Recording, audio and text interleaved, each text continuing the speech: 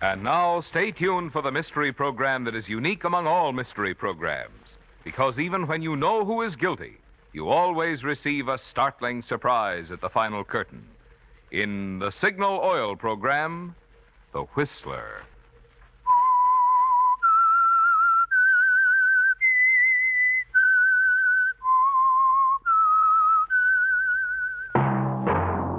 Signal, the famous Go Farther gasoline, invites you to sit back and enjoy another strange story by The Whistler.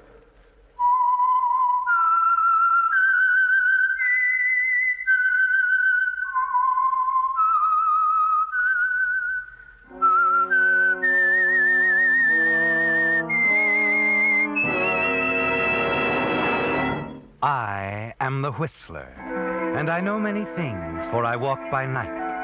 I know many strange tales hidden in the hearts of men and women who have stepped into the shadows. Yes, I know the nameless terrors of which they dare not speak. And now for the Signal Oil Company, The Whistler's strange story. A Law of Physics.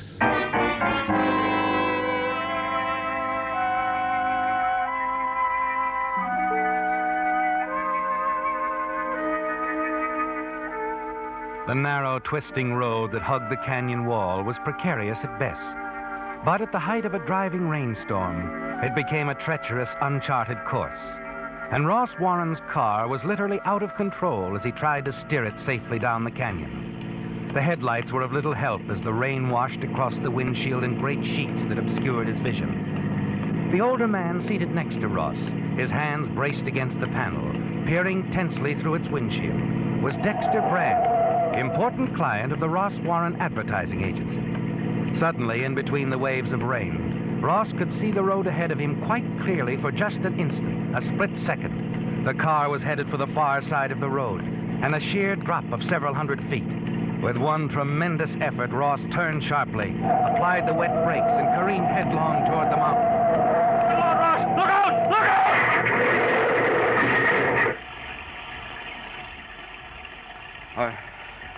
Are you all right, Mr. Brand? Yes. Yes, I'm all right. Thank goodness. I'm sorry. Really sorry. I don't know what happened to this car. I couldn't see. Never seen such a storm. Now, what do we do? I don't think we have much choice, Mr. Brand. You know, there aren't many cars on this road, even in good weather. Come on, I guess we'll have to walk. At least as far as the Edgeley place. Of course, that's a good mile down the canyon from here, but they've got a phone. All right. Well, I'll be...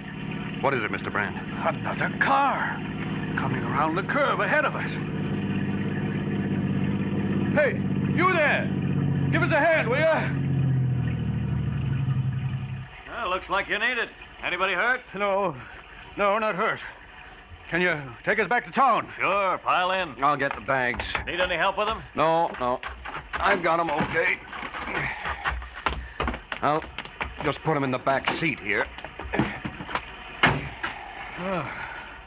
I don't know who you are, young man, but you're a friend of mine. My name's Brand, Dexter Brand. I'm glad to know you, Mr. Brand. I'm Bob Turner. Oh, and this is Ross Warren, Mr. Turner. How do you do? I think if you'll drive ahead for about a quarter of a mile, you'll find a place wide enough to turn around in, Mr. Turner. Okay, thanks.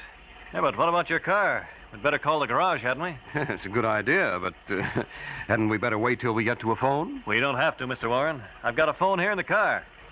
You have? Well, I've heard of them. Oh, it's but a wonderful gadget, believe me. I wouldn't be without one. They've just installed service in this area. What's the name of your garage in town? Hoffman's. Phone number's Lawton 3264. Well, this store might give us some trouble on the call, but it's worth a try. Only trick is this button. You push it down to talk, release it to listen. Mm-hmm. This is your mobile operator. This is WJ65383. I want Lawton 3264.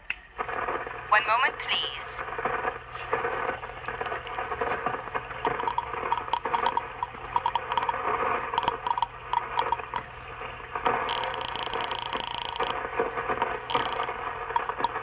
Hoffman's Garage. Washington, 3264. Yes, it is. I have a call for you. One moment, please. Go ahead, please. Here, Mr. Warren. The garage is on the line. Oh, thanks. Hello. This is Ross Warren.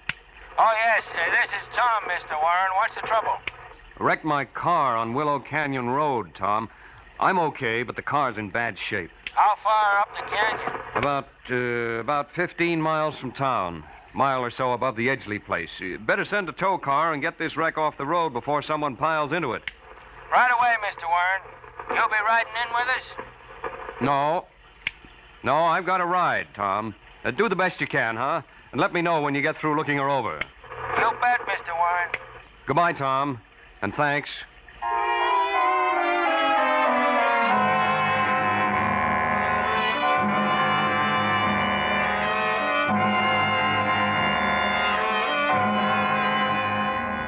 The car phone made a deep impression on Dexter Brand, your biggest client, didn't it, Ross?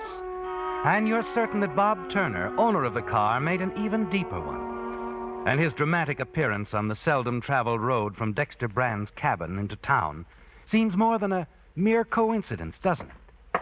The next morning, as you reach your office, you find that it is.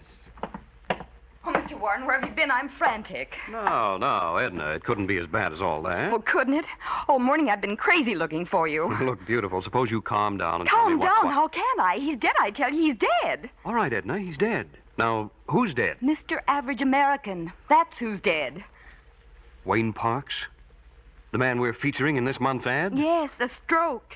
And Graphic Magazine is holding their presses and howling for another layout right away because... Well, how can we salute Mr. Average American when he's dead? And what are we going to do? Well, rush them next month's layout, of course. There isn't any, Mr. Warren. That was the last of the series, don't you remember? Next month, it's all different. Oh, that's right. I'd forgotten. We are in a hole, aren't we? Oh, Mr. Warren, if I may... Please, you'll have to wait. Mr. Warren is very busy now. An emergency has come up. I know. You left the door open, and I couldn't help overhearing. Mr. Warren, I'm familiar with your campaign, and I believe there's a simple way to save that ad. Mr. Turner again, huh? You seem to have a knack of turning up at just the right minute. You've got an idea. Yes. Why not change the caption, "We salute," to "We mourn Mr. Average American"? All the rest of it can remain pretty much as it is. Hey, maybe you've got something there. Edna, did you hear? Why, I think that's wonderful. I'm so relieved. All morning, the magazine calling and me not knowing where you were. I don't know what you came to see me about, Mr. Turner, but the way I feel right now, you can ask anything. Oh, just make it Bob. I'm with Blaine & Blaine, Mr. Warren. The big Hollywood advertising agency? No wonder you had the know-how on that ad. Okay, Bob. What can I do for you? And you can make it Russ. Okay. Well, let me tell you a story. On my last vacation, someone looted my car, took everything, including my fishing tackle. So, passing through Lake Town here on my way to the lake, I bought some new gear, made by a manufacturer here in town. The man you met last night, Mr. Brand. I handle his advertising. I know. Well, his gear's wonderful. But later, when I tried to get more of it in some of the eastern cities, why, nobody had ever heard of Brand fishing equipment. He only sells in the western states. That's what I don't get. How come? Why, if he advertised more... Is that what you're here for? Don't get me wrong. I'm not trying to chisel your account. Just the opposite. You see, I'm fed up with my job, and I've got a little money put by, and I thought of starting my own agency, maybe in some place like Lake Town here. Oh? Competition, huh? Not if you don't want it. This is a manufacturing town. I figure there must be lots of local men who could triple their business if they went in for wider advertising. Now, you've got a nice setup here. If I can sell some of them on the idea, could you and I maybe talk partnership? Partnership? Say on any new accounts I bring in, and any hikes on old ones. You know, Turner, I think maybe I'll give it a try. Swell. On one condition. You either sell Mr. Brand on national advertising, or you find yourself another town. Fair enough. By the way, Mr. Brand and his daughter are having dinner with me tonight. Why don't you join us? Hey, that's great. That'll give you a chance to sound out, Mr. Brand. But no passes at Kitty Brand. She's beautiful, and she's mine. Engaged, huh? Well, we haven't announced it, so mum's the word, huh? Okay, I'll be good.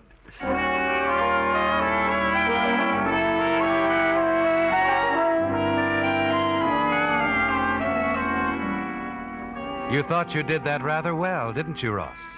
Well, you know that in Dexter Brand, Bob Turner will come up against a stone wall. And you have Bob's word that if he fails, he'll leave town. Yes, Ross, he'll leave, never knowing you lied about being engaged to Kitty. You couldn't know, could you, that by inviting him to dinner with the Brands, you were inviting disaster? I'll tell you why I'm being so hard-headed. You see, I hate manufacturing.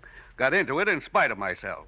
I couldn't get the kind of fishing rod I wanted, so I went ahead and made one. Friends saw it. I had to make another, then another and another. First thing I know, I'm manufacturing all kinds of fishing tackle. That's why I hate it. Doesn't leave me enough time to fish. If I were to expand, it would leave me even less. And I love fishing. I don't believe it. I beg your pardon? I said, sir, that I don't think you give a hoot about fishing. Look here, young man. Are you trying to tell me that I'm afraid I you don't- read the wrong line that time, Bob. Yes, young man. I wish you'd explain that remark. Well, you said yourself, sir, that you made rods for your friends. And why? Because you wanted them to have the best so they could enjoy their fishing as you enjoyed yours. Of course, which proves just Well, what think of the thousands of Isaac Waltons whose vacations will be spoiled for lack of brand equipment. Huh? Why, every time a good one gets away from a faulty hook or snaps an inferior rod, you, Mr. Brand, are directly responsible. By Jove, that's the best argument I've heard yet. Ross, you ought to take this conniver on as a partner. You really think so, sir? He will, sir, if you'll expand your coverage. Oh, so it's a plot. Well, Ross, it looks like I'm stuck with more advertising and you're stuck with a partner. And if I were you, I'd look out. He's likely to take over your whole business. In that case, I'm afraid I'd have to find a way to dissolve the partnership.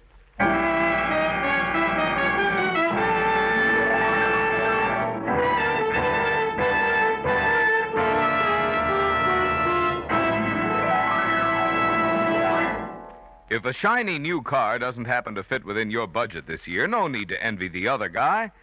After all, it's easy to enjoy the next best thing.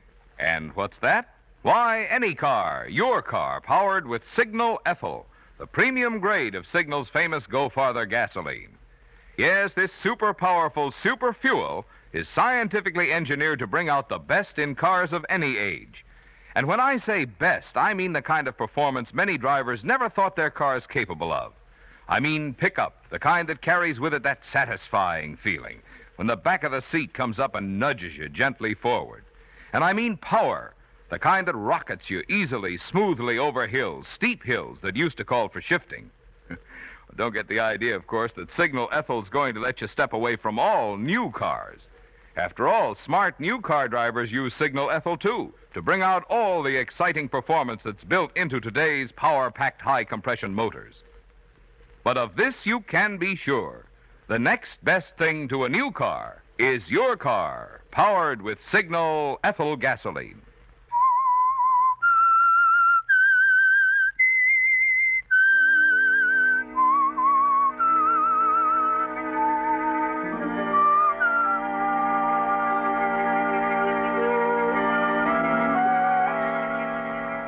Well, Ross, a lot of things have changed since Bob Turner came into your life 6 months ago in that storm on the Willow Canyon Road.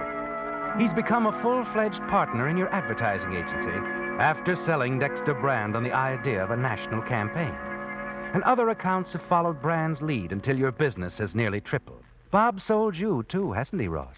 True, you work harder and longer than you ever have, but you've acquired a great many things you've wanted. A healthy bank account, a big new car with all the extras. Yes, even including a car telephone. Through it all, you've had just one regret, haven't you, Ross? You haven't been able to see Kitty Brand nearly as often as you'd wanted to. But as you walk up the front steps to her home to keep your first date in weeks, you're certain that tonight will make up for all the nights you've been away from her. Kitty. Hi. You the official greeter here now? Oh, only when it's the maid's night out or Dad's packing. Come in, Ross. Your father taking a trip? Oh, just up to the lake. He and Bob have a theory about some special tackle or something. You couldn't prove it by me. But anyway, they're going to try it out. Come on in the library. I've mixed some cocktails. Bob's going too, huh? It's funny he didn't mention it. Oh, I think he's just driving Dad up tonight. Probably spend tomorrow fishing. Oh, I see. Here we are. Sit down, Ross. Oh, you look wonderful, Kitty. Do you mind if I drink to that? Well, let's make it that we both look wonderful. so we can both drink. That's fair enough. Yeah? To us. Because we're beautiful. Oh, I've missed you, Kitty. So much. Well, that's nice, Ross. No, it isn't nice. I don't like missing you. I don't ever want to miss you again. Oh, my.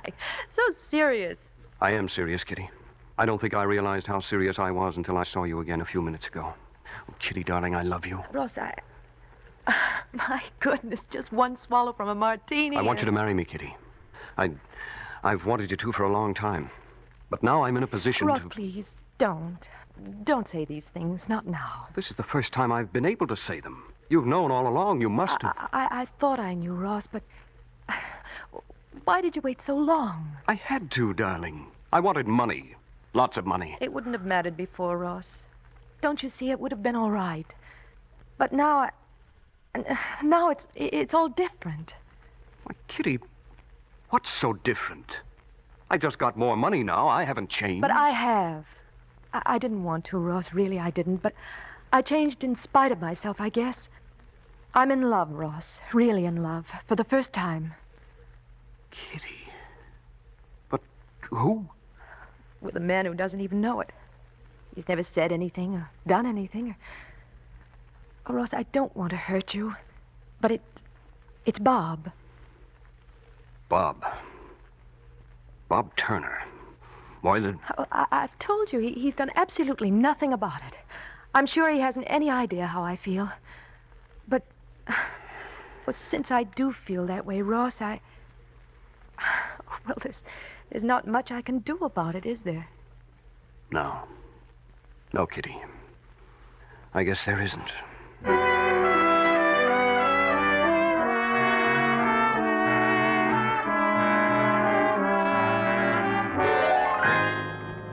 Kitty and Bob. It's quite a shock, isn't it, Ross? Not at all the way you planned. You realize you'll have to do something about Bob, because you're determined that no one can have Kitty but you. You're still searching for a solution shortly before midnight as you enter your apartment to find the phone ringing. Hello. Ross, this is Bob. Didn't wake you, did I? No. Just got in. Where are you calling from? I'm up at Mr. Brand's cabin. Going to spend the night here. Do some fishing tomorrow, but I'm driving back to town tomorrow night. Oh, I see. I'd like to see you tomorrow night if you can make it, Ross. I've got some things to talk over with you. Okay, Bob. But if you're off on a little fishing junket, forget about business. Oh, I don't want to see you about business, Ross. Well, I just want to talk with you a while, and I'd prefer to do it in person. Fine. Suppose we meet at your apartment, whenever you say. Oh, good. I'll leave here at 7:30. That should get me back to town about 9. How does that sound? 9 it is. Tomorrow night. I'll see you then. Good night. Goodbye, Bob. Your solution came suddenly, didn't it, Ross? And Bob gave it to you himself. A little after 8 the next evening, you parked your car in the heavy woods at the foot of a well-known slide area on Willow Canyon Road. In a matter of minutes, you rolled several boulders into the middle of the road. And then, as you hear a car approaching, you rush back to your own car, completely hidden from sight. You peer through the thick trees, see Bob's car approaching. He suddenly swings to miss the boulders, balances precariously on the drop side of the road.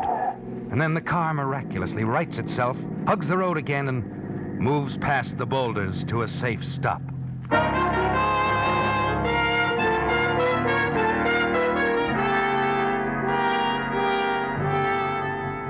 You failed, didn't you, Ross? You watch Bob get out of his car, push the boulders to the side of the road, return to his car, and start for town. As you pull your car onto the road and drive slowly down the canyon toward town, you realize you must get rid of Bob Turner. Once he's out of the way, you'll control all the new business he's brought in and have a clear field with Kitty. Then it hits you an even better plan. Then you're certain you'll not fail again. There's an automatic in your glove compartment and an alibi in your car telephone. You stop the car and place a call to Hoffman's Garage in Lake Town. Hoffman's Garage, Tom speaking. This is Ross Warren, Tom. Afraid I need your tow car again. Uh-oh. Don't tell me you're stranded on Willow Canyon Road again. Well, not this time, Tom. I'm about 20 miles out on the Merrilton Road. The car went out of control just by those bluffs. You know the spot? Sure. Look, Mr. Warren, we'll be there, but it may take an hour or so. The truck's out now, and there's another call ahead of you. Well, that's okay, Tom. There's no hurry. I'll wait right here in the car for you.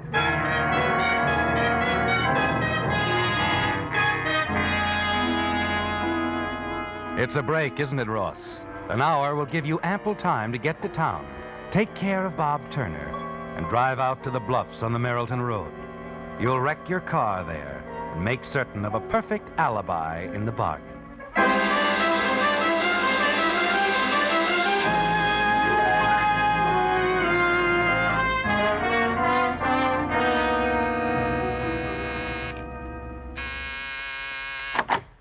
Well, Ross, you're punctual. Even a little ahead of time. I just got here.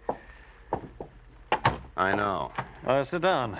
Man, I need a drink. Darn near turned the car over coming down here. Boulders in the road along that slide area. I know that, too. You do? But how? Bob, this personal matter you want to discuss with me, it's Kitty, isn't it? Well, yes, Ross, it is. I thought we could talk it out, you and I. You're in love with her. Want to marry her. Well, yes, but... Is she in love with you? I don't know. Look, Ross, this isn't the way I'd planned it. Sit down, won't you, and we'll... But this is the way I planned it. No, I won't sit down. My aim's straighter if I stand. Oh, Ross, are you crazy? Put that gun away. Don't! Okay, Bob. I don't mind putting the gun away. Now.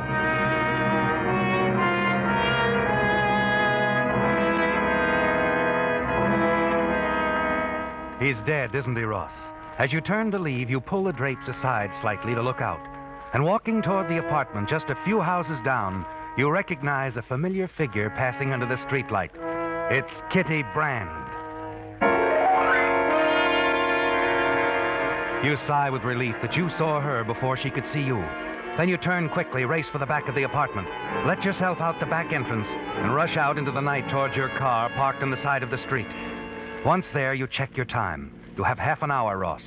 Ample time to drive to the bluffs on the Merrilton Road before the tow car from the Hoffman garage is due to arrive. And you make it with 5 minutes to spare. Now, to make this alibi hold up. There. That ought to do it.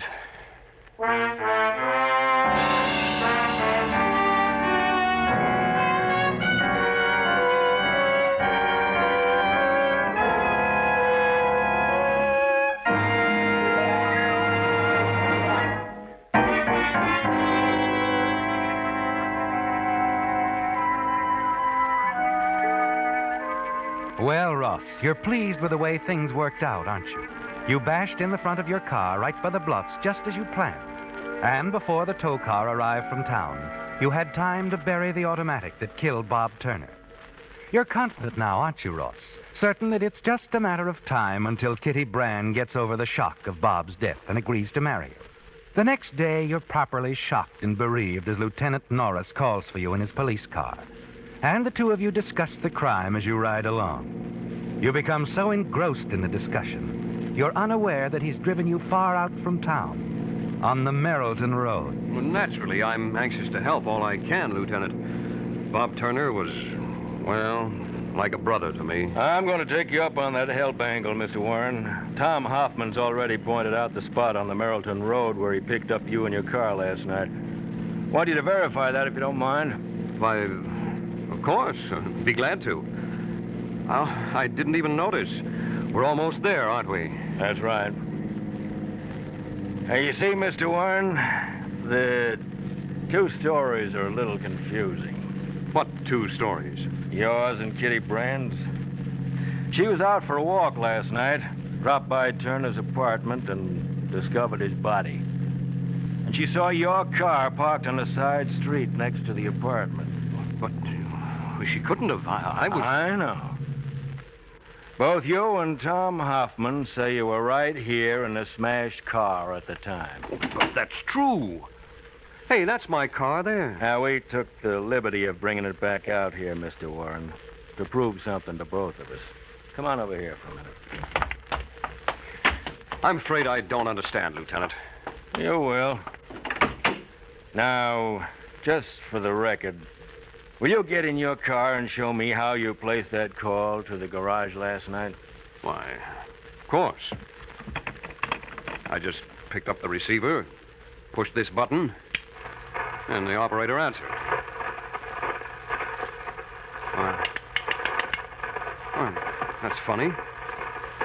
Something's wrong with his phone. No, Warren, there's something wrong with your story. Now, see here. Tom Hoffman picked me up right here at the same time Kitty Brand found Turner dead 20 miles away. In case you don't know it, Lieutenant, there's a law of physics that says no body can occupy two places at the same time. Now, that's right. And there's a law of electronics that says you couldn't possibly have made the phone call to Hoffman's garage from this spot, Warren. What do you mean I couldn't? Just that nobody can make or receive calls from here. Because this whole stretch of road is an absolute dead spot for radio.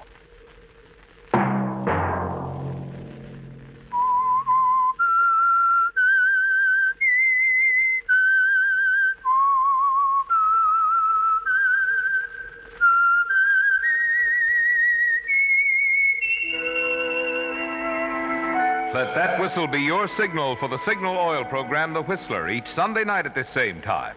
Signal dealers are so proud of the good mileage of their famous Go Farther gasoline.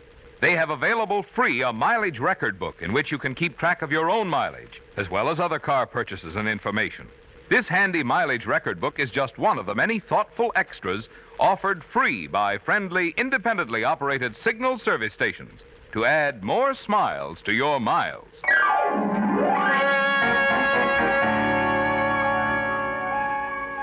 Featured in tonight's story were Bill Foreman, Les Tremaine, Gene Bates, Bob Bruce, Elizabeth Root, Herb Butterfield, and Charles Seal. The Whistler was produced and directed by George W. Allen, with story by George Asness, music by Wilbur Hatch, and was transmitted to our troops overseas by the Armed Forces Radio Service. The Whistler is entirely fictional, and all characters portrayed on The Whistler are also fictional. Any similarity of names or resemblance to persons living or dead is purely coincidental. Remember to tune in at the same time next Sunday when the Signal Oil Company will bring you another strange story by The Whistler, entitled The Man in the Trench Coat, in which a topcoat belonging to another man leads the wearer to the unmasking of a blackmailer and murder. Marvin Miller speaking for the Signal Oil Company.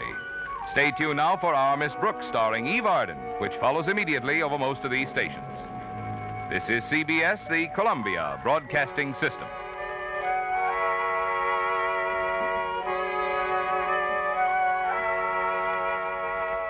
Bye.